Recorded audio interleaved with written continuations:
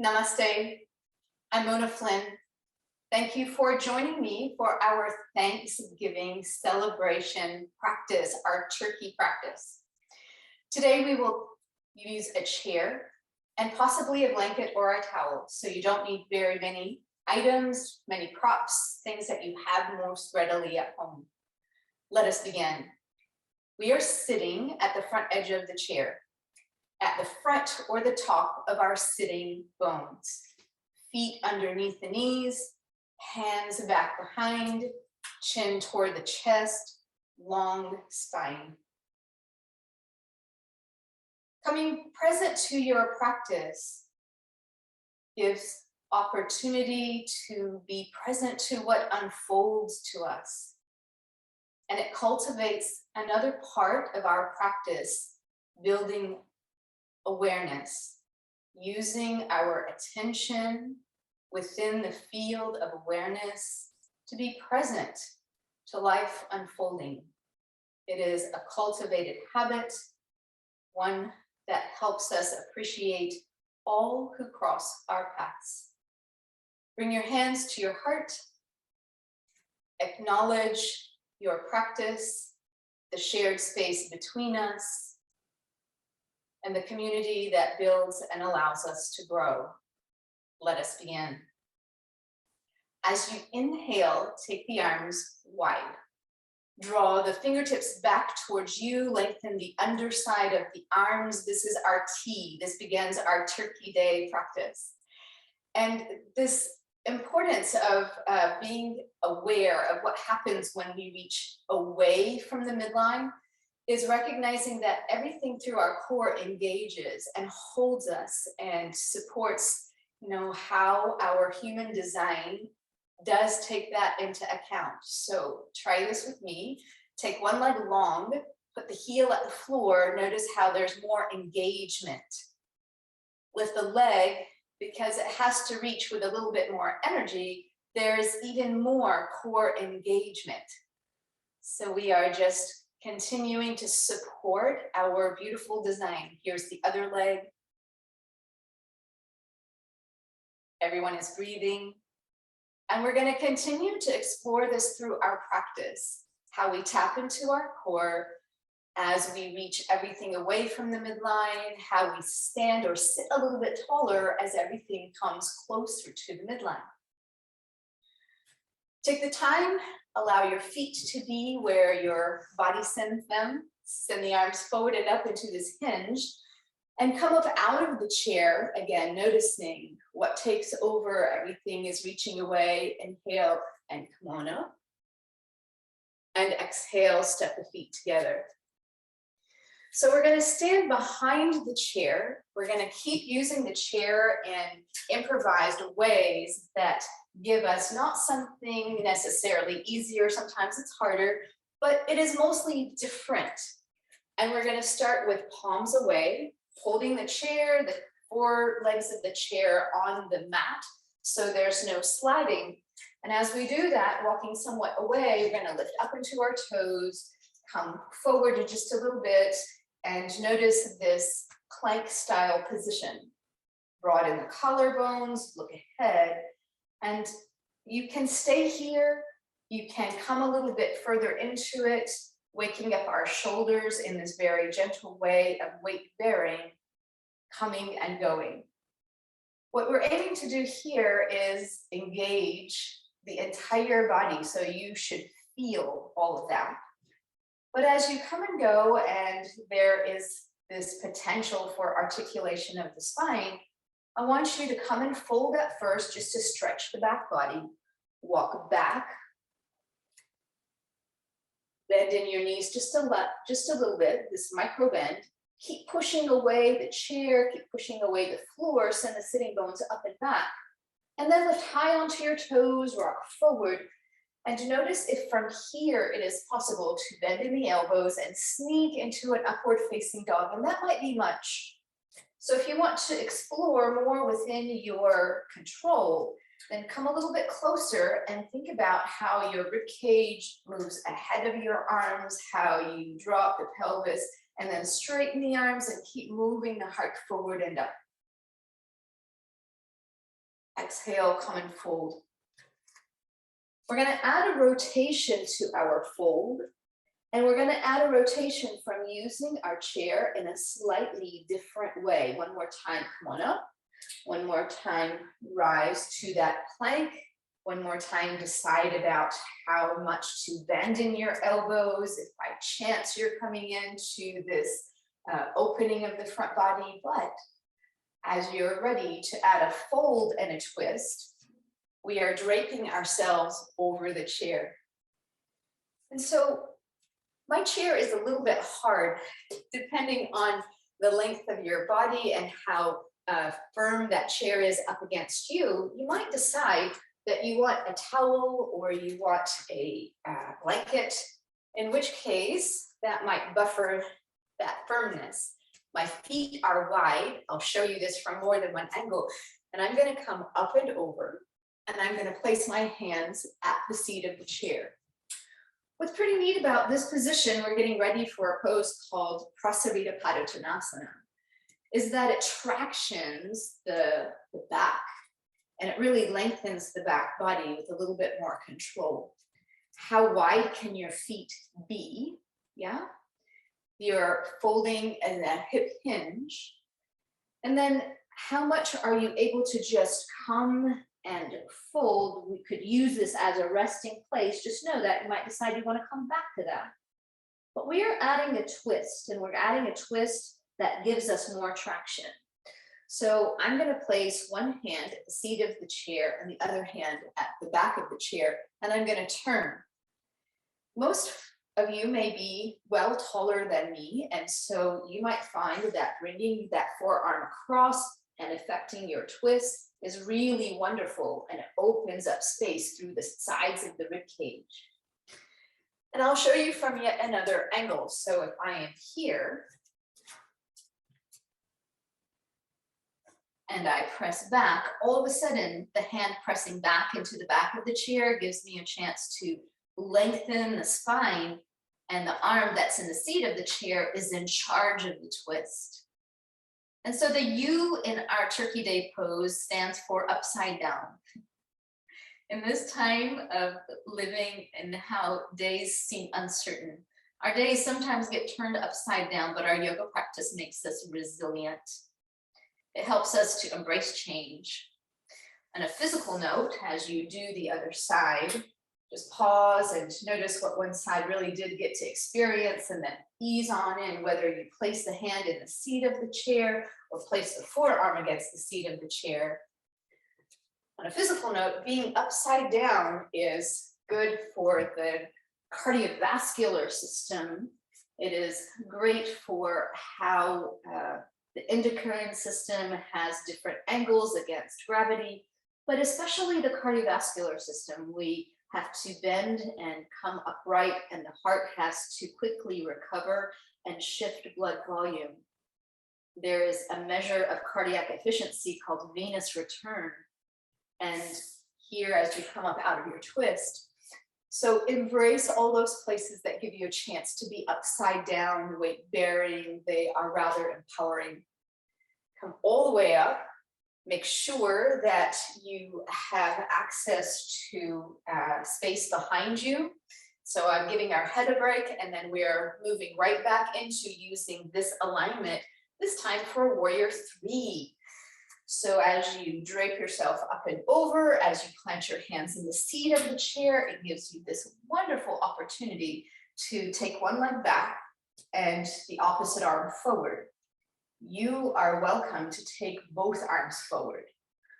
But I'm going to encourage you that the hand at the seat of the chair pulls back into your body, and therefore the limbs that are reaching away get to do that with more access to length. The chair gives you a chance to really understand squaring the pelvis with the floor and controlling how you do that, keeping it within your means. If you'll reach into both inner heels, the lower abdominals lift. There's no hanging through the midsection of the body. Lower that leg and switch. Inhale and take the other limbs up. Exhale and put action into your alignment. Think about where you are already long. And I'll remind us of one cue I like to share from my teacher. Where you are long, those areas want to be longer. And the areas that are short, meaning the areas that are contracting, the side of the rib cage that is contracting, those areas want to be long. So try to keep space in them. Take the time. Keep your feet hip width apart or together. That makes the work a little bit more. I'm going feet hip width apart. Take the arms ahead and just notice that lengthening, right? Everything away from the midline of the body, engages the core, and come on up. Wonderful. Let's continue. So the R in Turkey stands for rise, and we're going to work on feet. And so whether you stand beside the chair or behind the chair, I want you to make sure that the chair is accessible to you and that there is space behind you.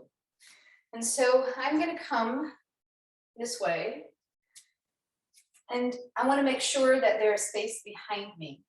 This time, return to your warrior 3 from a fold, taking one leg behind, doesn't matter which leg. Hang on to the chair, whether it's beside you, ahead of you, and if you need it, you might not need it. But as you come up, bring your elbows and your back knee up and in. Everything comes to the midline of the body. And we're going to go again. I want you to take the leg and the arms away. Just feel how you are remembering, your yoga body is remembering the lesson of the chair, pelvis square. Come on up and in. And that knee that comes in, bring it across now. Bring it across. So your feet, the standing leg, has to really serve you, right? The foundation is on. One more time, go back. With or without the chair. And this time, if you will, lower the arms and lower the leg and come on up. Excellent. Let's do all of that with the other leg. So fold, get your bearings. Chair can be helpful. Take the other leg behind, look slightly ahead. Try engaging the back of the neck so we're not letting the head hang. And everything comes to the midline. We get to focus on standing taller, standing in our space. And then everything goes away.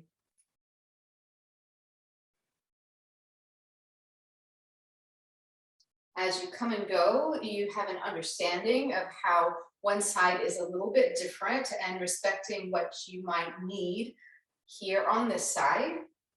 And now that we know what we're asking for, how this side is reacting, we can bring that knee up and across, and we've charged our body and woken up that foundation. Exactly. And step down. So standing beside the chair if you need it, we're going to really focus on feet. And I want you to consider rising up onto your toes a little bit.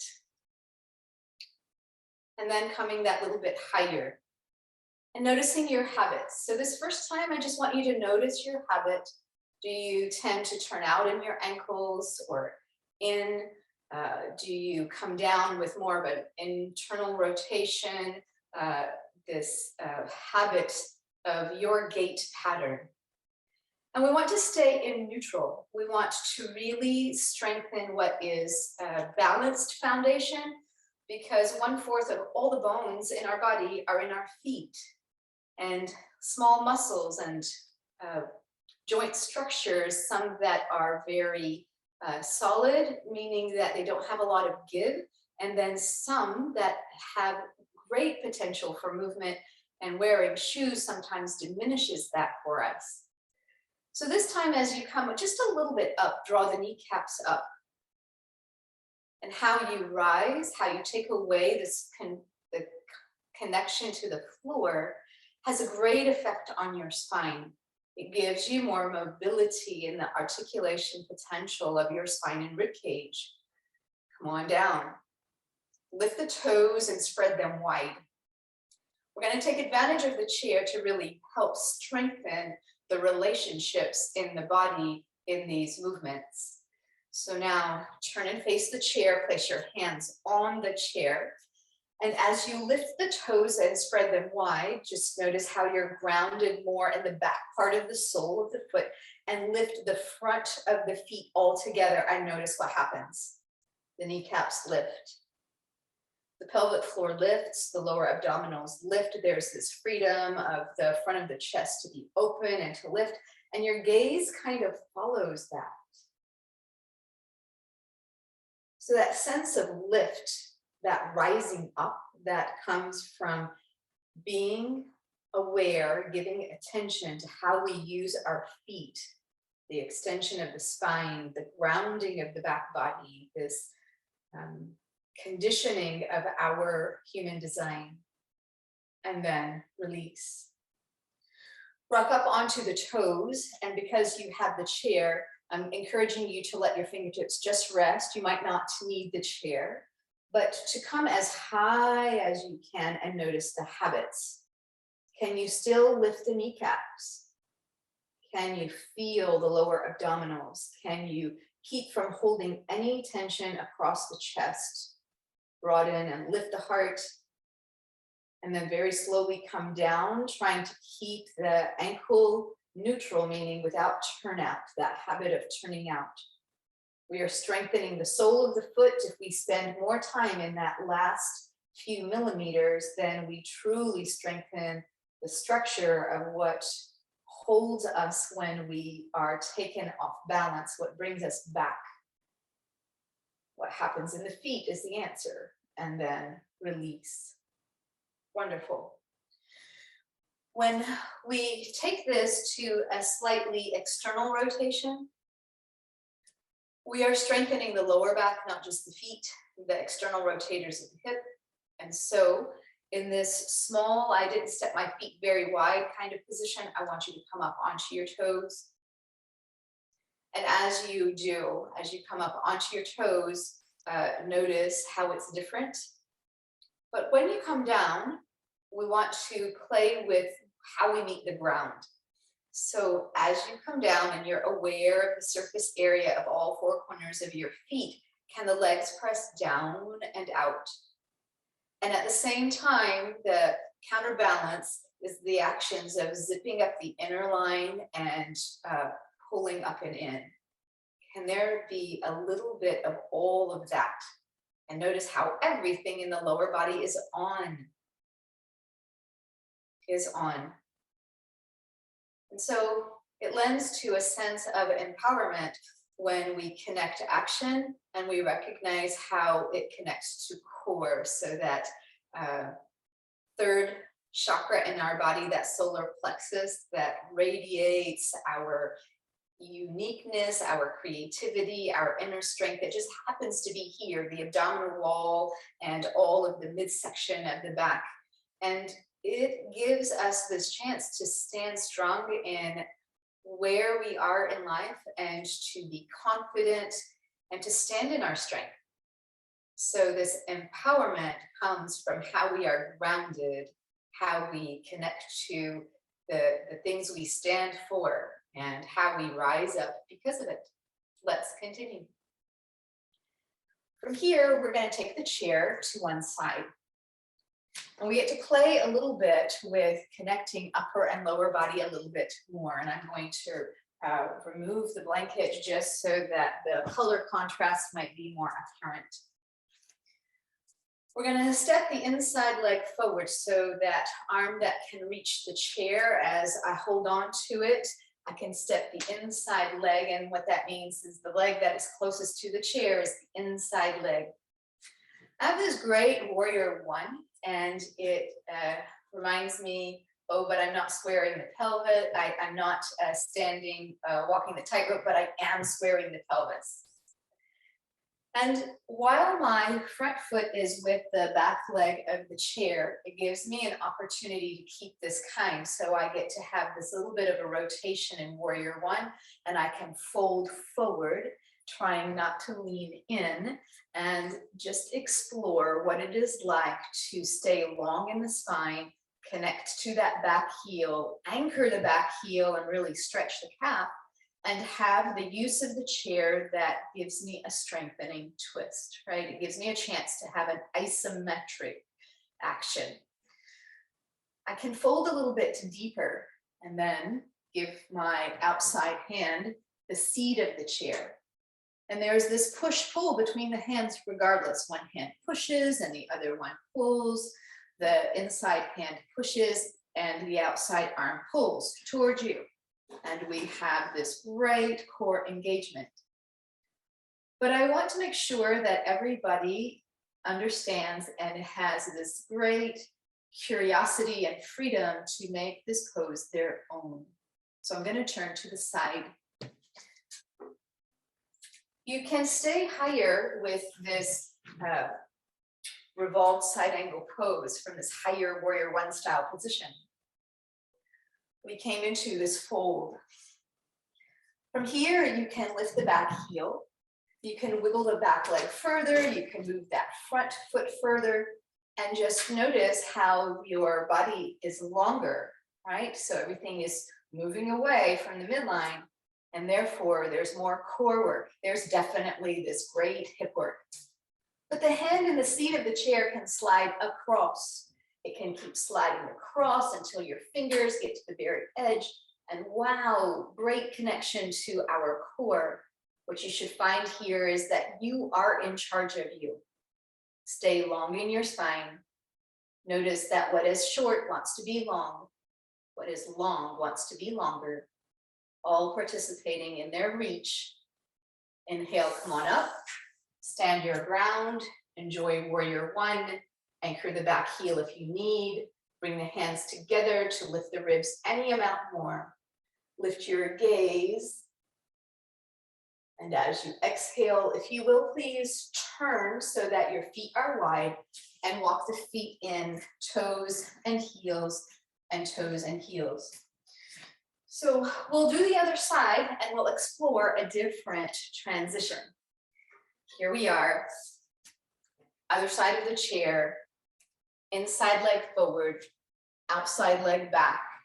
This warrior one that leads us into revolved side angle pose.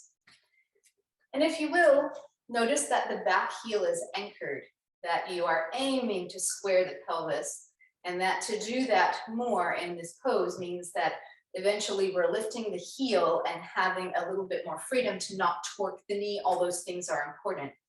And so I have my hands at the back of the chair. I'm just easing in. So we had a deep twist on the other side. We're not in a hurry on this side. It serves us well to build time and to appreciate where we are, right? Being present to our practice. Come into your fold any amount more. Take the outside hand to the seat of the chair. What you might discover is that you need to move your feet and therefore affecting your proximity to the side of the chair. You might find that you want to be more forward so you can access the seat of the chair. This is your practice. As you continue to use your breath and ease on in, notice what your hands are doing. Notice how each side is different. Make any micro adjustments. Lift the back heel and wiggle the back leg further. Reach out through the crown of the head, charge your legs. Notice what you feel. Where does your breath go? All the intricacies of where our mind on our body can appreciate our design. As you inhale, come on up. Find that warrior one, decide about the back heel, whether it is anchored or not. Clasping the hands together helps you lift your ribs.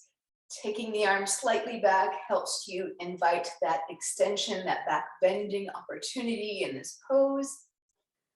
Lifting your gaze gives you a nice balance challenge, all of that. And as you inhale next, come out of the pose, turn away so your feet are wide. And I'm going to join you at this angle.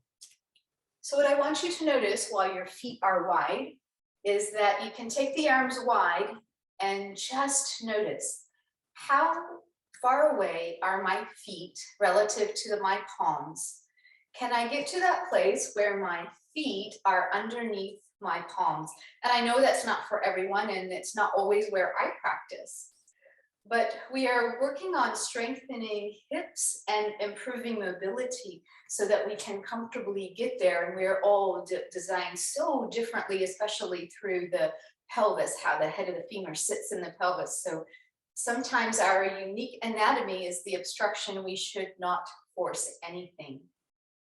This first time, if you will, walk your feet in. Just walk in and bring hands to your center. This is good for the hips, internal, external rotation. It's good for the ankles and good for awareness building.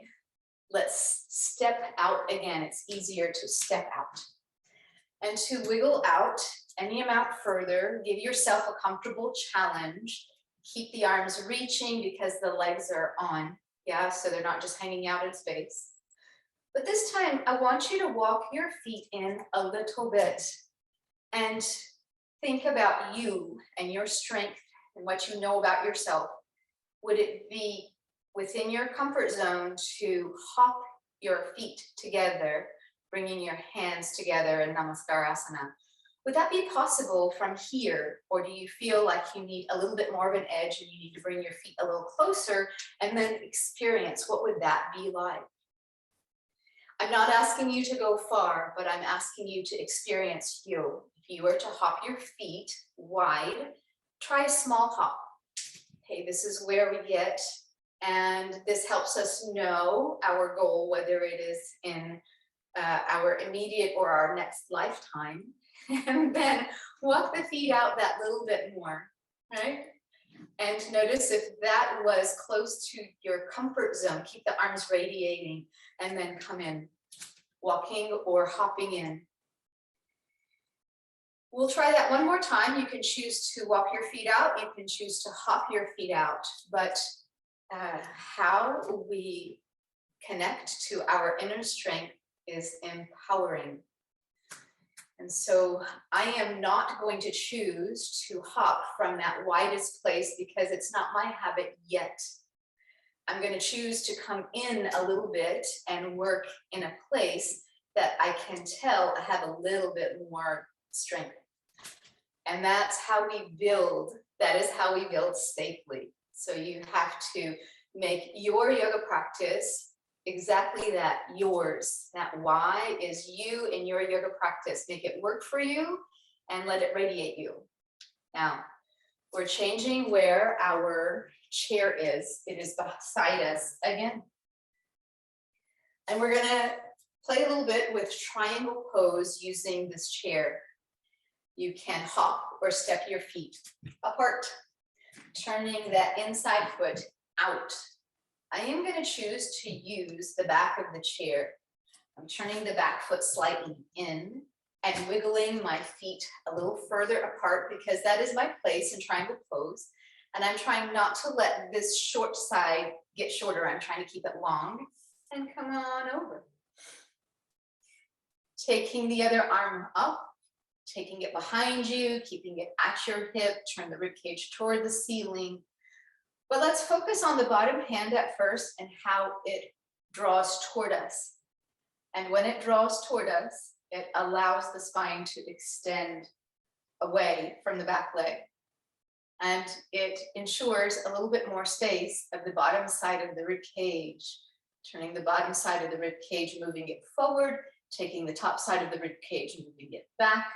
I want to bring out a point that sometimes is a misconception in triangle pose. So we are backing off to do more now. The hand at the back of the chair was pulling back. We're going to slide the hand to the seat of the chair so it props us up, and it's going to push forward. And as it does, it helps us maintain what we were asking for before. We can more readily draw the kneecaps up.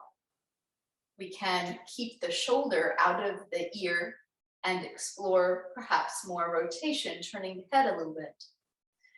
The misconception in triangle pose is that we are squaring the pelvis with the front where we're facing. And that is not true at all, because again, of the design of the pelvis. So you line up your feet with the tightrope and you pay attention to engagement. So we're not just resting on our feet or sinking into what props us up. And then what lifts us gives potential to the rotation of the rib cage. You are turning on the axis of your spine from the place that you arrived with your unique anatomy. Where your pelvis is not moving in this pose. Keep that in mind. Before we give this away, the hand below you tugs at the chair. It's not just pulling back, it tugs at the chair and it guides any more action in the turn of the rib cage. So in a weight-bearing position where we have a twist, the hand or the bottom hand for sure is in charge of the pose. Take the top arm up. Imagine someone lifting you, this puppet string, and come on up, feel this lift. Take the bottom hand, reach out. You get to radiate you in this transition through triangle pose coming up. Notice the engagement of the core. It is more in the backside of your body. Inhale, come upright, bend in your front knee, take on your warrior two. Allow the back hand to win the tug of war. Feel your center and feel how you are grounded. As you are ready, turn that front foot in. Decide if you are walking or hopping and from where, and come to center. Excellent. Let's do the other side. I hope everybody keeps feeling more open through the course of our practice. Here we go. Hopping or stepping your feet wide. Think about what you did on the other side, trying to build balance in how we build our practice, yeah? So when you get to be you in this world, we all benefit. Not just you. And that is why ending with that acronym, this Turkey, where we said, oh, we are exploring, moving away from the midline, these T kinds of position, coming in toward the midline, this awareness of center and self.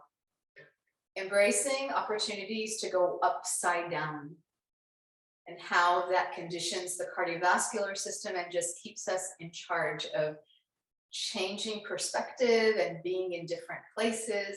Remember, the hand at first is going to pull back. And as it does, you get to be aware of length in the side body and the amount of turn and what is unique to this side. As you exhale, come on down.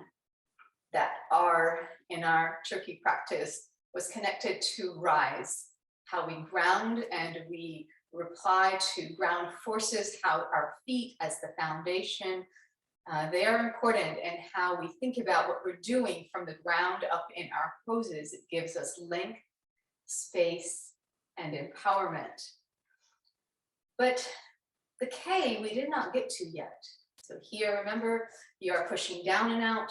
You are using that hand to tug away at the surface and help you turn. And notice how we're building time. The K stands for kindness.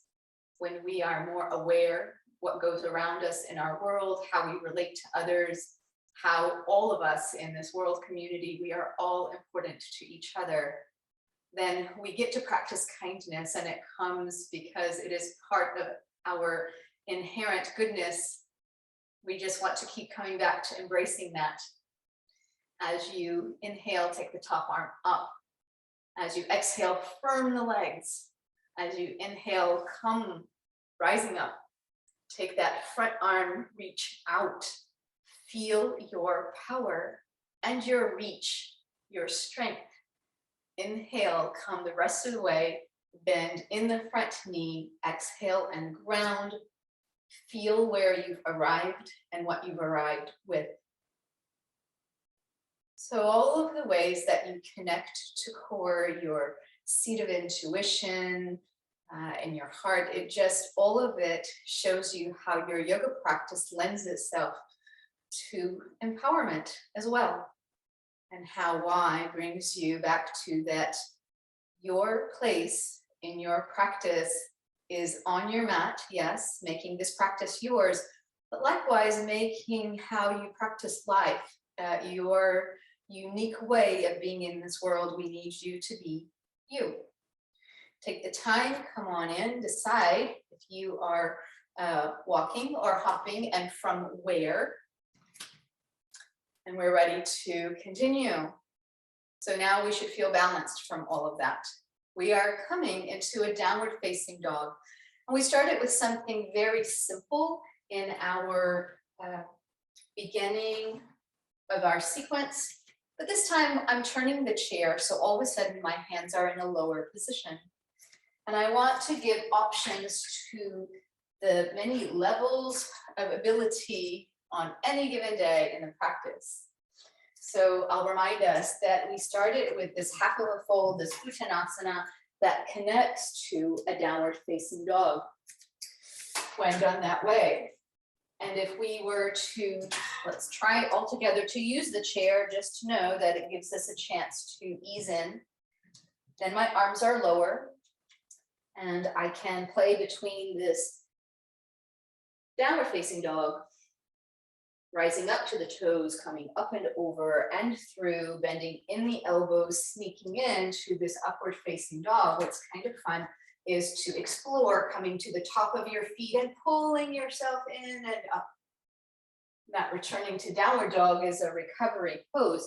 So you can choose to stay a while or you can choose to come and go.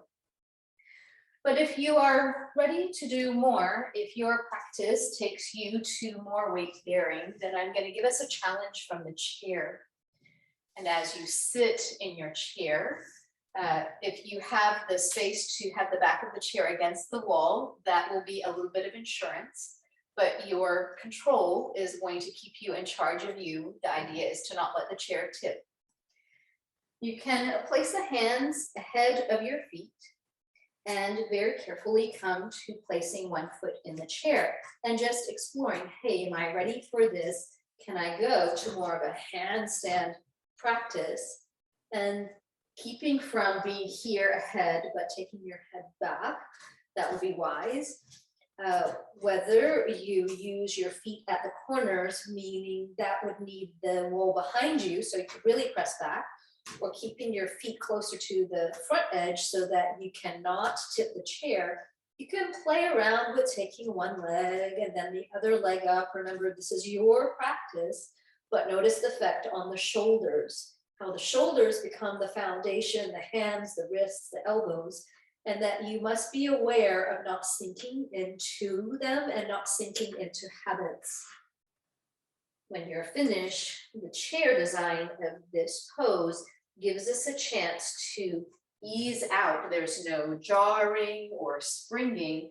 There is just an awareness building of what is it like to build strength the other way, and to do it from a position where we get to ease in and control. So I sat down, my head came a little bit higher, shifting blood volume becomes part of the conditioning effect.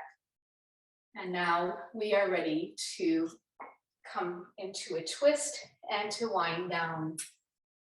Turning to one side. You can slide back to keep the twist simple and easy. You can slide forward to ask more of your spine, but come and rotate. One hand pushes and the other one pulls, sit tall. This is part of our recovery. We could stay for a long time and play with many variations on this pose called Bharadvajasana. But for now, we're going to keep it simple. Inhale, come back to center to the other side, and I'll join you from this angle.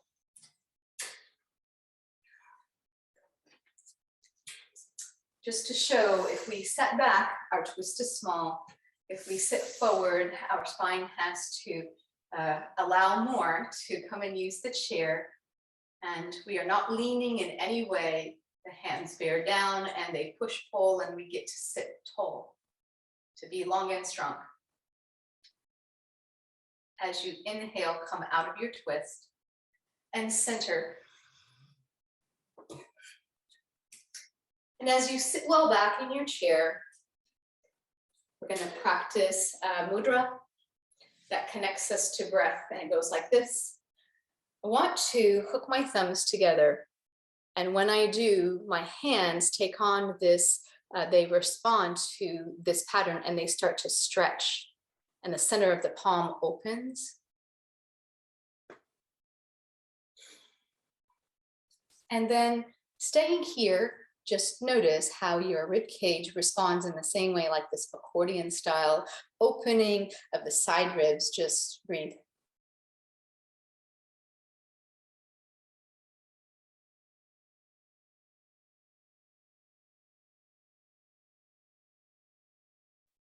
And then switch, which is the hand in front, and how this feels with your feet on the floor after the work that we've done to create a little bit more space in the body.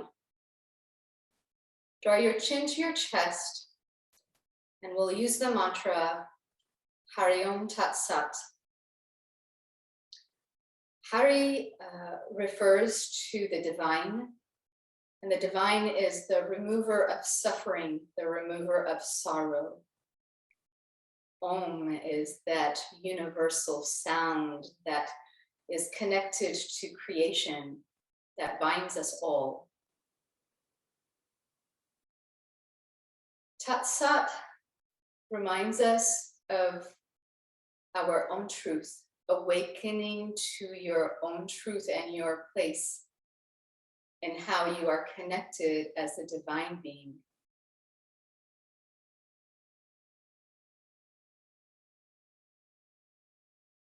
Bring your hands to your heart. Thank you for your presence as we continue to learn, all of us, a little bit more about ourselves and how to be in this world, in this shared space between us, as we move into Thanksgiving Day, being reminded that every day is a day for Thanksgiving. Hari Om Tat Sat. Namaste.